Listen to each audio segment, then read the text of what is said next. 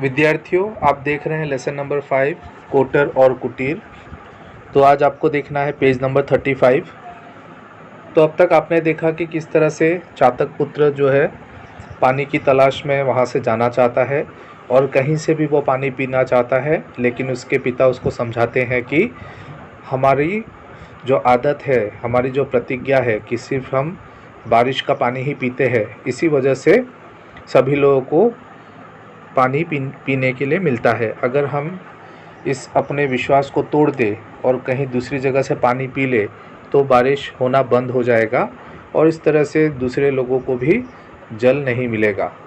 तो सिर्फ अकेले अपने बारे में ना सोचकर दूसरों के बारे में भी हमें सोचना चाहिए।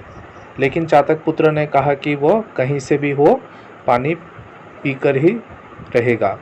तो उसके पिता ने उससे पूछा कि तुम पानी कहाँ से पियोगे? तो उसने कहा कि मैं गंगा जल से पीऊँगा। तो उसके बाद क्या होता है आइए देखते हैं। चातक ने कहा, गंगा जी यहाँ से 5 दिन की उड़ान पर है। तू नहीं मानता तो जा, परंतु यदि तूने और कहीं एक बूंद भी ली तो हमें मुँह न दिखाना। चातक पुत्र प्रणाम करके फुर से उड़ गया। बुद्धन का कच्चा खपरेल का घर था। उस घर में और कुछ हो या ना हो, आंगन के बीच चातक पुत्र के विश्राम करने योग्य नीम का एक वृक्ष था। तीसरी उड़ान की थकान मिटाने के लिए वो उसी पर उतरा। तो इस तरह से चातक ने समझाया कि गंगा नदी जो है यहाँ से बहुत दूर है, 5 दिन उड़ के जाना होगा, तभी तुम वहाँ तक पहुँचोगे। और इसके बाद चातक पुत्र पिता को प्रणाम करके वहाँ से चला गया। तो उड़ते हुए वो बुद्धन नाम के एक व्यक्ति के घर पहुँचा और वहाँ पर जो कच्चा खपरेल था वहाँ पर उसने देखा कि आंगन के बीच में एक नीम का पेड़ था। तो नीम के पेड़ में ही उसने थोड़ा सा विश्राम किया। तो आप अपने बुक में देख सकते हैं, एक तस्वीर है नीचे में। तो वहाँ पर एक आदमी जो है बिस्तर पर पड़ा हुआ है और एक लड़का आ रहा है और जो पक्षी है वो पेड़ पर बैठा हुआ है। नीचे वृक्ष की छाया में बुद्धन लेटा हुआ था। अवस्था उसकी 50 के ऊपर थी। एक दिन एकाएक पक्षाघात ने उसे अचल कर दिया।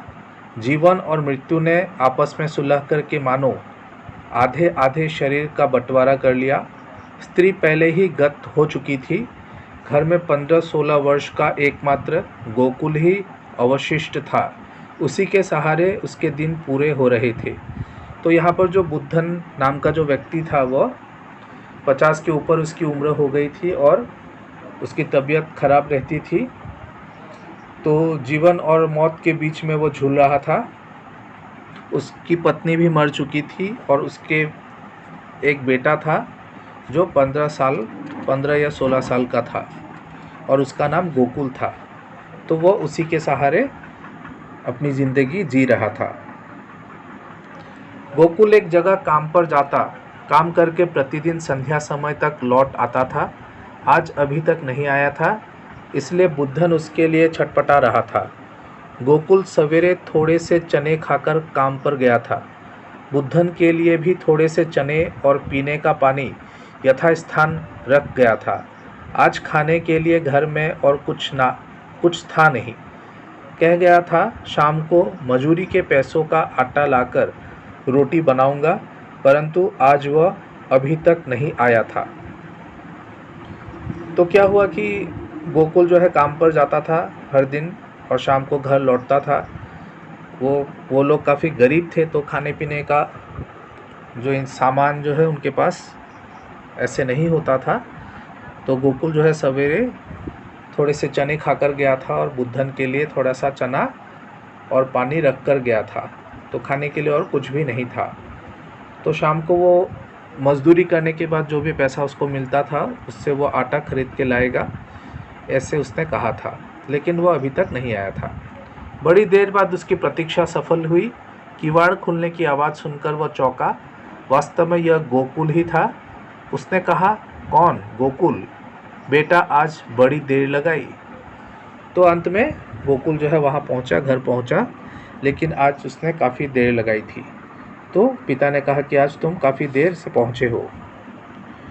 गोकुल धीरे से पिता की खाट के पास आकर रोने लगा। बुद्धन ने घबराकर पूछा, क्या हुआ बेटा, क्या हुआ? आज मजूरी नहीं मिली, अब कैसे चलेगा? मजूरी नहीं मिली, फिर इतनी देर क्यों हुई? प्रकृतस्थ होकर गोकुल ने उसे अपना हाल सुनाया। सवेरे घर से निकलते ही गोकुल को सामने खाली घड़ा मिला। देखकर उसके पैर ढीले पड़ गए। सोचा आज भगवान ही मालिक है। काम पर पहुंचकर उसने देखा इंजीनियर साहब काम देखने आए थे। जान पड़ता है काम देखने की जगह वे ओवरसियर साहब को ही देख गए थे। अन्याय का यह बोझा उन्होंने दिन भर मजदूरों पर अच्छी तरह उतारा। शाम को मजदूरी देने के समय भी साफ इनकार कर दिया। आज दाम नहीं दिए जाएंगे। उस अदालत के फैसले की तरह जिसकी कहीं अपील नहीं हो सकती। ओवरसियर साहब का हुक्म मानकर मजदूर अपने अपने घर लौट गए।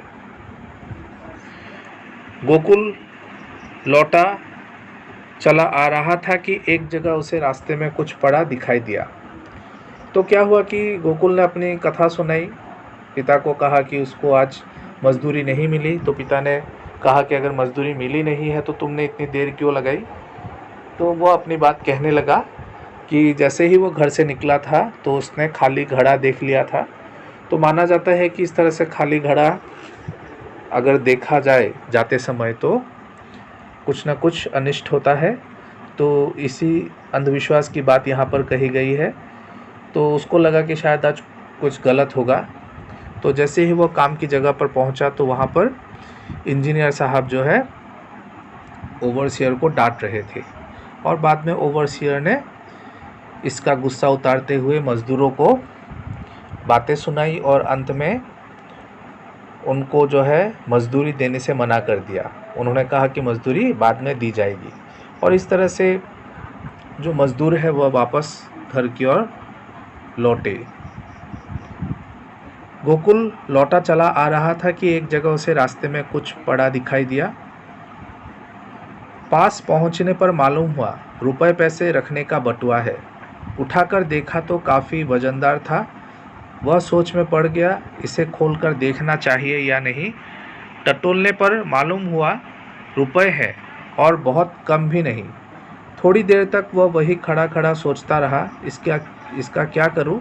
उसके पिता ने उसे अब तक जो कुछ सिखाया था उसने उसे इस बात के सोचने का अवसर ही नहीं दिया कि बटुआ अपने पास रख ले। वह यही सोच रहा था कि वह बटुआ किसका है। तो गोकुल जैसे घर लौटा, रास्ते में उसको एक बटुआ पड़ा हुआ मिला और बटुए में पैसे भी थे।